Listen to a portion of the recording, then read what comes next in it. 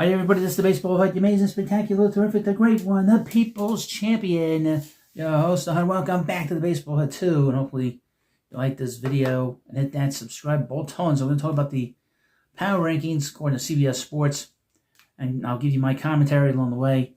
But I need you to hit the subscribe button, and would mention if you like my videos, want to help me out, please support the channel as much as you can. One way you can do that is sending me a super thanks, and it's a little heart with a dollar sign in it, and you can send any amount of money coming my way. Believe me, I appreciate it. Also, we have products here. I'll have like Nike products on here that'll be attached to the video.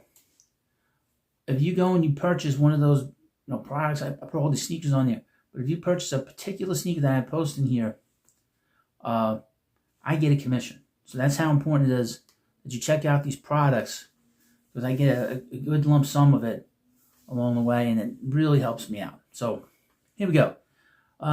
USA Today says this is the headline: MLB Power Rankings, dominant LA Dodgers already lapping mediocre field. Legendary NFL Commissioner Pete Rozelle once floated his idea and dream of an uber-balanced league where every team finished 8-8. A combination not totally outlandish given the abbreviated nature of the schedule. In Major League Baseball, 30 teams finishing 81-81 is, of course, a near mathematical impossibility. Although the 2026 season is already trending that way, save for one team, the Dodgers. Boo! Oh, here's the rankings. We'll skip some of this preamble. The Los Angeles Dodgers, a half dozen players with at least 3 homers, led by, of course, Shohei Ohtani's 5.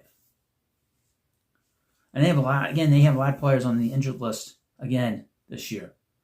Not stopping them. Number 2, the New York Yankees. Surprisingly swept in Tampa Bay for the first time since 2018. Surprised the Yankees are so high after that the bad stretch they've had. The Milwaukee Brewers, and they played poorly against the A's, by the way. The Milwaukee Brewers cursed the City Connects, winless in Wisco gear. I guess that when I saw Wisco, I thought of the oil, Crisco, Wisco. Number 4, the Philadelphia Phillies, surprisingly, up one slot at number 4. Zach Wheeler, perhaps one more rehab start away from return. I said the Phillies were going to be good this year. I don't know why everybody was sort of getting on them. They're a veteran team. They know how to win. Number 5, the Seattle Mariners. The home sweep of Astros perhaps put them back on track. Mariners are going to be dangerous again this year. I don't think that Cal Riley is going to have the year that he had last year. That's a year for the ages. He should have won the MVP, by the way. Not of course, I mean Aaron Judge. Number 6, up 6 spots from last week, the Pittsburgh Pirates. More signs of changing times. They were 3-10 against the Cubs a year ago. They just won a series at Wrigley. I said this. They're going to be in the postseason, the Pirates. Okay. They improved their offense just enough of a tick that they will start winning games because their pitching is so dominant. Starting with Paul Skeens. At number 7, the scum-sucking Braves. Well, we'll skip that. Don't care about that. Number 8, the Cleveland Guardians. Another one, Parker Messick has a 0.51 ERA through 3 starts. I mean, the Guardians, aside from Jose Ramirez, what a bunch of no-names. What a bunch of no-names. And it didn't seem to bother them that their closer is in all kinds of trouble with the federal government and Major League Baseball. They're probably going to be banned for life. They haven't stopped. They still play well. They got a great system there. They just can't win postseason. Number 9, the San Diego Padres. Win 8 of 9, but joy dampened by Nick Pavetta's elbow concern. Oh, he's probably going to be gone. Number 10, the Arizona Diamondbacks. 9-7, despite opening gauntlet of Dodgers, Tigers, Braves, Mets, and Phillies. Mets. That's played so poorly. Even when the wins, it's just not something missing. And number 11, Cincinnati Reds. All-star Andrew Abbott has a 5.85 ERA through 4 starts. And number 12, down 8 spots, the New York Mets. Clay Holmes apparently ducks serious injury after hamstring scare. But the team has not played well. They've lost 5 in a row. Got swept by the Athletics, and there are major concerns about Francisco Lindor's mental situation. When he doesn't look like he's into the game. It's the worst thing you hear about a player, that they're not into the game. And number 13, the Detroit Tigers, down 3 spots. Kevin McGonigal crosses first home run off his to-do list. This guy is going to hit and hit and hit. Future batting title champion, Kevin McGonigal. Great name, too. Number 14, the Chicago Cubs. 5 spots down from last week. Seiya Suzuki returns, and Mike Conforto sticks on roster. Michael's a good guy. His career has really taken a nosedive after 2020, really. Number 15, the Toronto Blue Jays.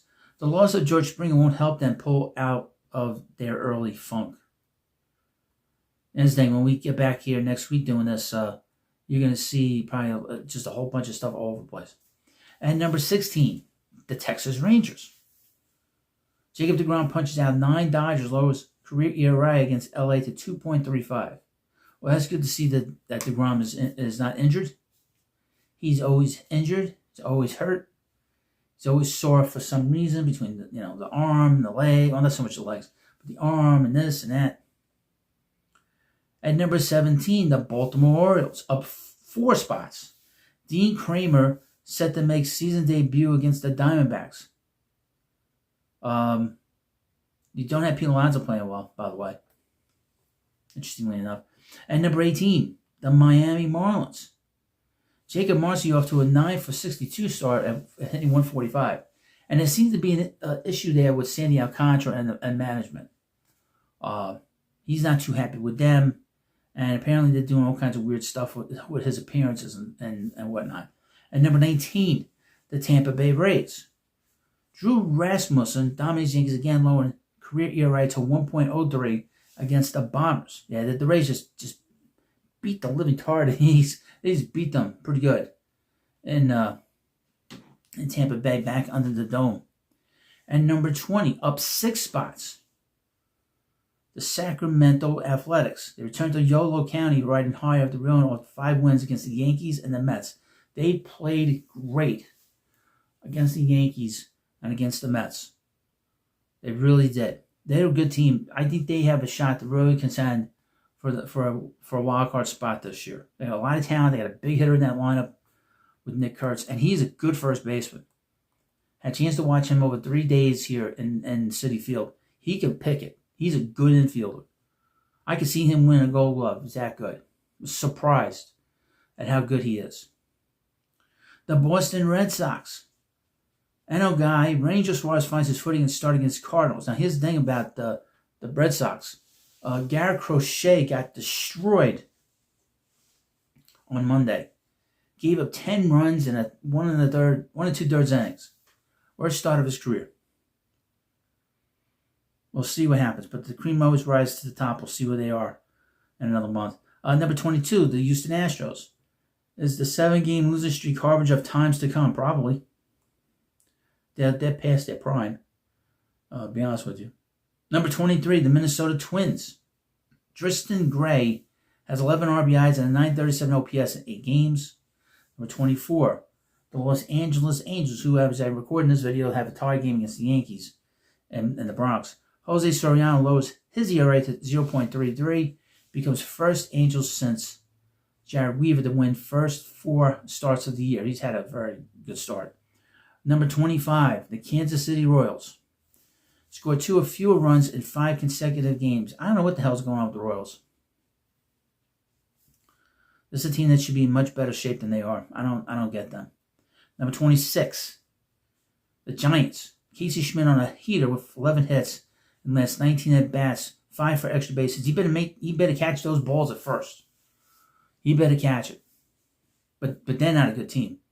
The Giants, they're a bad team. They're bad and poorly constructed team. Can't field, okay, on the left side, the infield. Just not a good team. Plus, the Posey's done a terrible job there. Number 27, the St. Louis Cardinals. Yes, Jordan Walker leads the majors with 7 home runs. The Cardinals, I thought, looked better than I thought they would. They're going to be a little bit better. I think maybe they'll win 75 games instead of 70. They got talent there. Number 28, the Washington Nationals. James Wood had a week, a 4-hit game, 3 home runs, and a steal at home. The Nationals, I don't know where the hell they are right now, but that matters to me. At number 29, the Chicago White Sox.